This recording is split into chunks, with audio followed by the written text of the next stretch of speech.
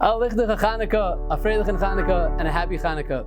I hope this idea resonates with you, something that you could think about while you light the candles and while you're sitting around enjoying your family, the donuts, and the dreidels.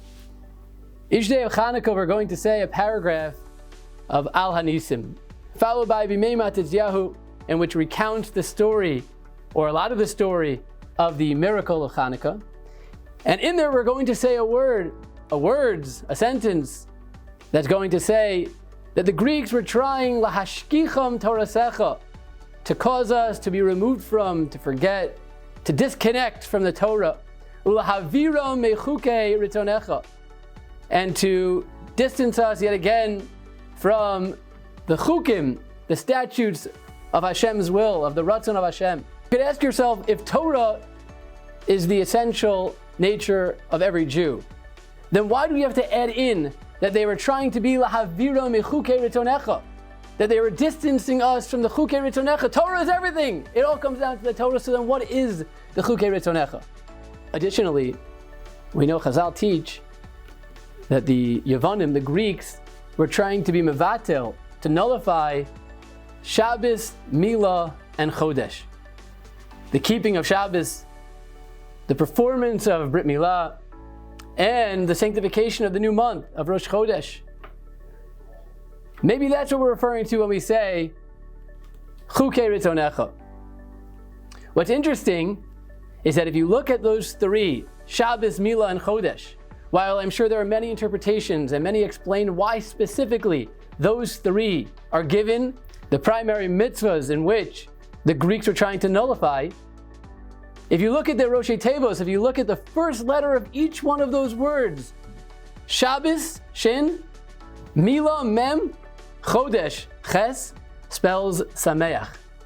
Because it wasn't just that they didn't want the Jews to perform mitzvahs anymore.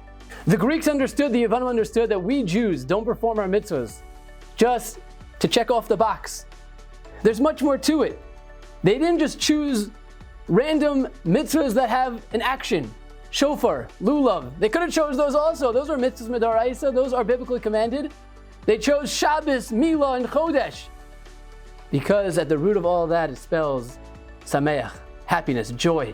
They realized that in order to get the Jews to be disconnected from Torah, to get the Jews disconnected from mitzvahs, you have to take away the joy. You have to take away the simcha that they experience.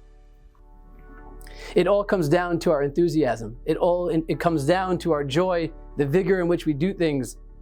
And what's interesting about Sameach, that Simcha, is that we have a minhag, that at the end of Chanukah davening every single day, we say the paragraph of Tehillim, chapter 30, Mizmor Shir Chanukas Habayis LeDavid, which of course refers to the Chanukas Habayis of the Beis HaMikdash. If you look at the first few letters of Mizmor Shir, Chanukas Habayis, you see again, the Roshei Tevos are Simcha. When you go further in the pasuk, when you look further in Sukkim, in the Tehillim, you'll see a pasuk that stands out, because Sameach actually is Roshei Tevos for three different ways to connect to Hashem. Of course, the primary way to connect, to do the ratzon Hashem, is through Torah, through learning Torah.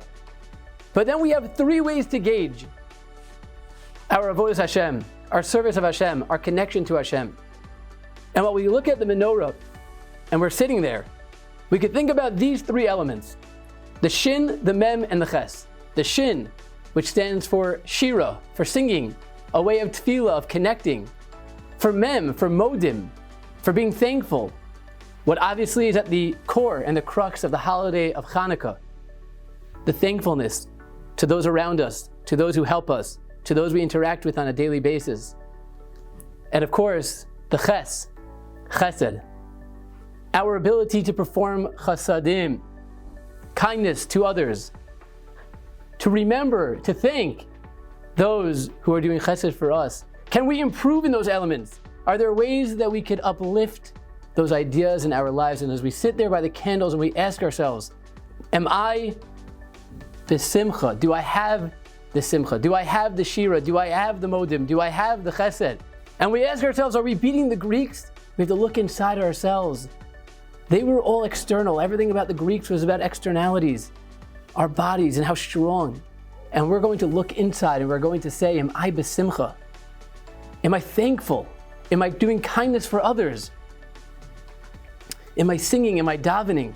Am I connecting to the ratzon? That is lahavire mechukei ritzonecha, the will of Hashem. What's the will of Hashem? Comes down to these three areas that we could focus on.